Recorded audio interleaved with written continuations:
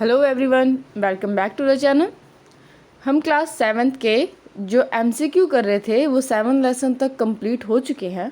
आज हम चैप्टर 8 के जो थ्योरेटिकल पोर्शन है ना वो वाला रीड करेंगे, यानी कि चैप्टर रीड करेंगे। आज हम एमसीक्यू इसके बाद में करेंगे। तो ये हिंदी मीडियम वालों के लिए है विंड स्टॉर्म और साइक्लोन, यानी कि पवन, वायु और चक्रवात। ठीक है, साइक्लोन यानी कि चक्रवात होता है जो कि समुद्र में आता है, इस तरीके से का बवंडर बन जाता है वो। स्टार्ट करते हैं हम। जैसे कि सबसे पहले इसने एक एग्जाम्पल दिया हुआ है कि उड़ीसा के तट को 18 अक्टूबर मतलब उड़ीसा में चक्रवात आया था, साइक्लोन आया था। 18 अक्टूबर 1999 को आया था, जिसने क्या किया था, जिसका जो पवन वेग था यानी कि जो स्पीड होती है, विंड की स्पीड थी वो कितनी थी, 200 किलोमीटर पर आवर थी। और चक्रवात ने 45,000 भवनों को क्या कर दिया था, तहस नहस कर दिया था। क्योंकि जब कोई भी चक्रवात आता है, तूफान आता है, तो क्या होता है, तहस नहस तो होती है। और 7 लाख लोग बेघर हो गए थे। जब उनके भवन तहस नहस हो गए तो लोग बेघर होंगे। और उसी साल में फिर पहले तो 18 अक्टूबर का आया, फिर 29 अक्टूबर को आया, जिसमें कि जो पवन वेग था वो कितना था, 260 किलोमीटर पर आवर, पहले वाले से ज़्यादा था।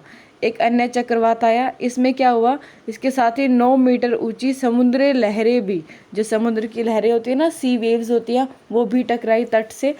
हज़ारों लोगों ने अपनी जान गंवा दी, करोड़ों रुपए की संपत्ति नष्ट हुई। क्योंकि देखो, कभी भी अगर अर्थक्वेक आता है बड़ी मात्रा में, या साइक्लोन आता है, सुनामी आती है, तो ये सब क्या है, डिस्ट्रक्शन का कारण बन जाते हैं। यानी कि कोई भी तहस नहस होगा, सब में इसमें क्या होगी, जान भी जाएगी, और क्या कहते हैं, जो प्रॉपर्टी है उसका भी नुकसान होगा, सब चीज़ों का नुकसान होगा। ठीक है, अब आपको देखना है कि चक्रवात होते क्या हैं, कैसे बनते हैं, ये इतने डेंजरस क्यों होते हैं, ये हम सब में पढ़ेंगे। ठीक है, हमें चक्रवात से संबंधित कुछ मूल भी विशेषताओं को स्पष्ट करने के सहायक होगी। जैसे कि सबसे पहले क्या है, यदि देखिए कि गतिशील वायु क्या कहलाती है, पवन।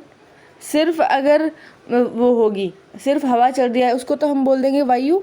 अगर वो गतिशील है यानी कि स्पीड से चल रही है, तूफान जैसा है, तो उसको हम क्या बोल देंगे, पवन बोल देंगे। ठीक है, वायु क्या डालती है, दाब डालती है। इसमें देखेंगे हम एक्टिविटी दी हुई है, इसमें पहले ही बोला गया है कि जो भी करे आप सावधानी से करें, अपने पेरेंट्स की हेल्प से या टीचर की हेल्प से करें। तो क्रियाकलाप क्या है, इसमें क्या करना, आपने ये कर भी रखा है। पानी उबालने की आवश्यकता पड़ेगी। ढक्कन वाले टीन का एक डिब्बा लेना है, उसे क्या करना है, पानी से भर देना है। अब डिब्बे को मोमबत्ती की लो से तब तक गर्म करना है जब तक कि पानी क्या ना हो जाए, उबलने ना लग जाए। ठीक है, अब पानी को क्या करना है, कुछ मिनट उबलने देना है, फिर मोमबत्ती बुझा देनी है। बुझाने के बाद उसके सडनली बाद डिब्बे को ढक्कन कसकर बंद कर देना है। फिर क्या करना है, गर्म डिब्बे को बंद करके क्या करना है, जो डिब्बे को सावधानी से धातु के गहरे पात्र अथवा जैसे कि वॉश बेसिन में रख देते हैं ना, जैसे गर्म पानी लिया आपने, डब्बे में आधा भर लिया है जो, उसके बाद मोमबत्ती जलाई है, गर्म होने तक, उबलने तक उसको जलाए रखना है, फिर उसको बुझा देना है। फिर उसका ढक्कन जो है वो टाइटली बंद करके और वॉश बेसिन में रख देना है, जहाँ पे क्या होगा, ठंडा पानी उसके ऊपर डाल देना है। अब क्या होगा, उसकी शेप चेंज होगी। देखो इस तरीके से हो जाता है। आपने बोतल वाला एक्सपेरिमेंट बहुत किया होगा। अगर हम गर्म पानी बोतल में डालेंगे और उसका कैप बंद कर देंगे ना टाइटली, तो उसकी शेप चेंज हो जाएगी। देखो ऐसे था और ऐसा हो गया। क्या आप अनुमान लगा सकते हैं कि डिब्बे का आकार विपरीत क्यों हो गया। यदि आपको टीन का डिब्बा ना मिल पाए, अगर मान लो टीन का डिब्बा नहीं मिला, तो आप प्लास्टिक की बोतल ले लीजिए, जैसे कि आपने किया भी हुआ है। गर्म जल भर लेना है, इसके बाद फिर बोतल को खाली करके उसे तत्काल कसकर बंद कर देना है। नया बोतल को नल के बहते पानी में नीचे रख देना है। अब सारे के सारे अनुभवों को याद करना है। अब क्या करना है, जब आप पतंग उड़ाते हैं, आपने पतंग उड़ाई भी होगी कई लोगों ने, तो क्या होता है, उसके पीछे आती पवन सहायक होती है। अगर हवा चल रही होती है तभी तो वो पतंग उड़ती है। यदि आप किसी नौका में हो, अगर नौका में हो यानी कि नाव में चल रहे हो, तो क्या आप उसे चलाना आसान होगा यदि वेग उस दिशा की विपरीत दिशा में हो, यानी कि हम जहाँ जा रहे हैं और अपोजिट डायरेक्शन से हवा चल रही है, तो क्या चलाना ईजी होगा। क्या आपको पवन की दिशा के प्रतिकूल साइकिल चलाने में कठिनाई का अनुभव होगा। आप जानते हैं कि हमें साइकिल के टायर को कसा हुआ रखने के लिए उसकी ट्यूब में हवा भरनी पड़ती है। सभी को पता, सभी के पास मोस्टली साइकिल है, साइकिल देखी भी है। अब क्या है, ट्यूब में अगर ज़्यादा हवा भर जाती है तो टायर क्या हो जाता है, फट जाता है। ठीक है, अगर कम हवा भर देंगे तो क्या होगा, वो चलेगी नहीं अच्छी तरह से। ठीक। भीतर हवा क्या करती है, अब अपने मित्रों के साथ मिलकर इस पर चर्चा करनी है और साइकिल की ट्यूब में हवा कैसे उसके आकार को बनाए रखने में सहायक है। देखो ये सभी जितने भी हमने एग्जाम्पल पढ़े ना, टीन वाला, बोतल वाला, नाव वाला और पतंग वाला और अभी ये वाला साइकिल वाला, ये सब क्या है कि वायु दाब डालती है, ये आभास देते हैं। इस दाब के कारण ही पवन द्वारा वृक्षों की पत्तियां, बैनर और झंडे लहराते हैं। आपने झंडे लहराते हुए देखे होंगे, वो हवा की वजह से ही लहराते हैं। अगर हवा चल रही है तो आप कुछ अन्य अनुभव भी बता सकते हैं जो यह प्रदर्शित करते हैं कि वायु दाब डालती है। ये आप सभी को बताने पड़ेंगे। देखो हम यह समझने का प्रयास करते हैं कि डिब्बा और बोतल जो है विपरीत क्यों हो गए। जब डिब्बे का पानी डाला जाता है, पर पानी डाला जाता है तो क्या होता है, डिब्बे के अंदर क्या होता है, कुछ भाप जल में संघनित हो जाती है, जिससे भीतर की वायु की मात्रा कम हो जाती है, यानी कि जो अंदर जो है वो एयर प्रेशर कम हो जाता है। इसलिए परिणाम स्वरूप डिब्बे के भीतर वायु का दाब डिब्बे के बाहर की वायु के दाब से कम हो जाता है, यानी कि बाहर तो ज़्यादा है जो प्रेशर पड़ेगा और अंदर क्या है, कम है। दाब के इस अंतर के कारण क्या होता है, डब्बा पिचक जाता है।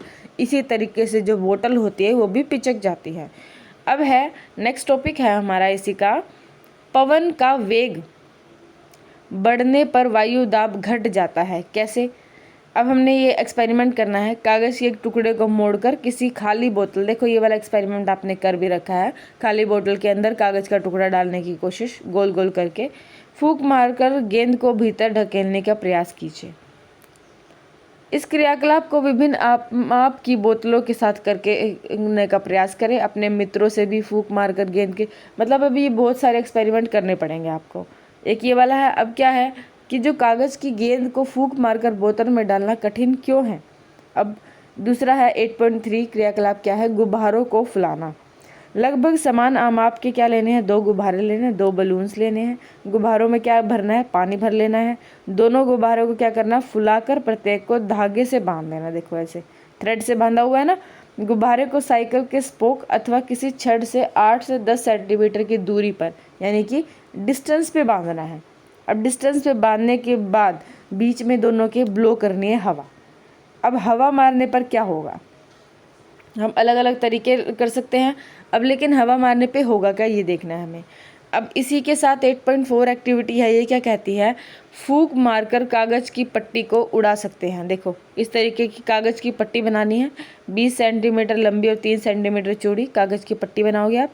अपने अंगूठे और तर्जनी के बीच में रखनी है, पकड़नी है और उसके बाद उसमें फूंक मारनी है।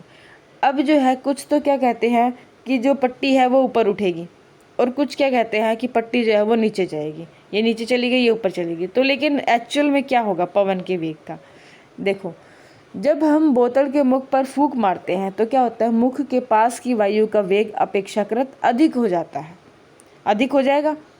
अब इससे वहाँ वायु दाब घट जाएगा। अगर वेग अधिक हो गया तो आपको अभी भी पता वायु दाब घट जाएगा। वायु दाब उसके मुख के निकट के दाब से अधिक हो जाता है, इसी कारण बोतल के भीतर की वायु गेंद को बाहर की ओर धकेल देती है। तो यानी कि हमें बार बार कोशिश करनी पड़ती है तभी जाके अंदर जाती है वो। अब जो 8.3 था, जब आप गुब्बारे के बीच में फूंक मार रहे थे तो क्या था, एक दूसरे की ओर आने का प्रयास कर रहे थे। ऐसा क्यों था आने का प्रयास, यह तभी संभव है जब गुब्बारों के बीच की स्थान की वायु दाब किसी तरह कम हो जाए, यानी कि जो एयर प्रेशर दोनों बलून्स के बीच में होगा वो कम होगा, ठीक है, तभी क्या हो सकता है, वो एक दूसरे की तरफ आ सकते हैं। अब ऐसे 8.4 है जो पट्टी वाला था, कागज़ की पट्टी में फूंक मारना, उसमें क्या होगा, ऊपर की ओर उठ जाती है, ऊपर की ओर उठ जाती है। ऐसा क्यों, पुनः ऐसा तब ही संभव है जब कागज़ में फूंक मारने पर पट्टी के ऊपर दाब कम हो जाए, यानी कि अगर पट्टी के ऊपर दाब कम हो जाएगा तभी वो ऊपर उठेगी, वरना नहीं उठेगी। हम देखते हैं कि पवन का वेग बढ़ने से क्या होता है, वायु दाब वास्तव में कम हो जाता है। क्या कल्पना कर सकते हैं कि क्या होगा यदि तीव्र वेग की पवनें भवनों अथवा झोपड़ियों छत के ऊपर प्रवाहित होती। देखो अगर एयर जो है, हवा हमेशा छत के ऊपर चलती है ना, तो क्या होता है, हमारी छतें उड़ जाती, ठीक है। अगर छतें कमज़ोर होती तो उड़ जाती ना। लेकिन देखो आइए हम यह समझने का प्रयास करें कि पवनें ऐसे कैसे बनती हैं। क्या है, आप जानते हैं कि गतिशील वायु को क्या कहते हैं, हम पवन कहते हैं। पवन सदैव अधिक वायुदाब वाले क्षेत्र से कम वायुदाब वाले क्षेत्र की ओर गति करते हैं। यानी कि जहाँ पे क्या होगा, अधिक होगा, यानी कि अधिक मात्रा में होगा, वहाँ से कम मात्रा की तरफ गति करेगी वो। वायुदाब के बीच जितना अधिक अंतर होगा, पवन का वेग उतना ही अधिक होगा, मतलब डिफरेंस पे डिपेंड करता है। अब विभिन्न क्षेत्रों के वायुदाब से भिन्नता कैसे उत्पन्न होती है, ये सब हम आगे पढ़ेंगे। ये 8 पॉइंट जितना हो गया है वो आप सब पढ़ लेना। 8.3 से आगे हम कल कंटिन्यू करेंगे। Thank you so much. आपको अगर समझ में आया तो आप लाइक, शेयर और कमेंट ज़रूर कीजिएगा, और अगर आपने अभी तक सब्सक्राइब नहीं किया है चैनल तो please subscribe it. Thank you so much.